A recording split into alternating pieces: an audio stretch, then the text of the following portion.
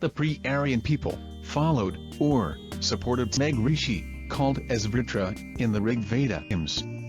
Vritra became the emperor of Sapta Sindhu, as the minor kings in that geographical region, stretching from Kabul, Afghanistan, in the north, to Narbada River in the south, appeared to have accepted his suzerainty.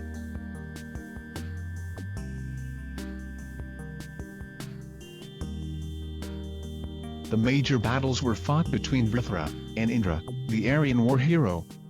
Earlier, Indra was defeated twice by Vritra. Initially, Vritra and his soldiers, due to their better numerical strength, used to surround the enemy like the clouds. Hence, Vritra was named by the Aryans as Megh, that is, the cloud.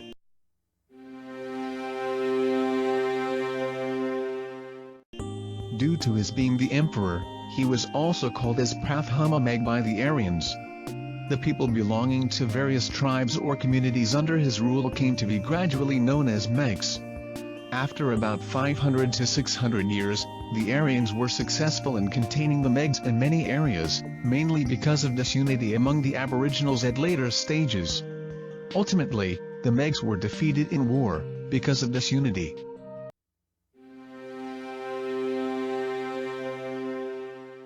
Because of the reason that the Yaduvachis, as well as some other tribes, who previously used to align themselves with the Meghs, were won over by Indra to fight against them. He killed Vritra, the Prathama Megh, and paved the way for an Aryan rule in the Sapta Sindhu region.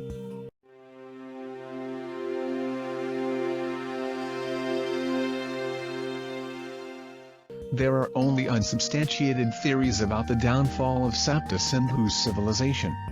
However, what really caused the people to leave and abandon the cities can be analyzed through modern sources of information. In ancient times there had been migrations due to bad weather conditions.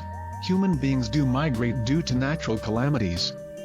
Human beings also leave their native places for greener pastures. They leave their place for the fear of known enemy. They also have a tendency to run away from their natural habitat without knowing about the unknown enemy. After people's desertion from these cities, Aryans inhabited some of the abandoned places.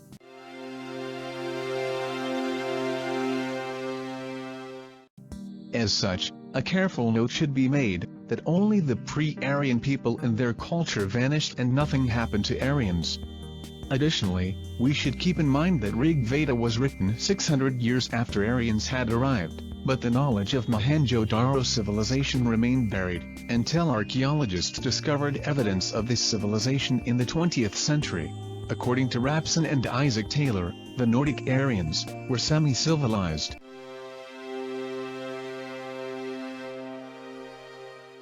Savage shepherds. They lived in villages, in huts, made of grass, etc. They were not aware of the pack of brick pieces. They were semi-nude and wore animal hides. They used the skulls of their enemies for drinking water.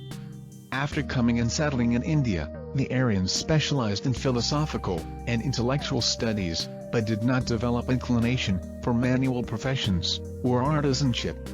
Hence, industries and handicrafts remained in the hands of non-Aryans, or pre-Aryan Meghs, whose technical skill was magical.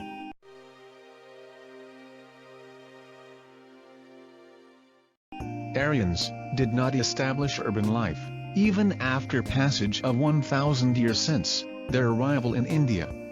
Though blood groups are mixed up by now in India, and nothing can be proved with high precision, yet the blood group analysis, surveyed by historians, reveals that Aryans had high frequency of blood group A.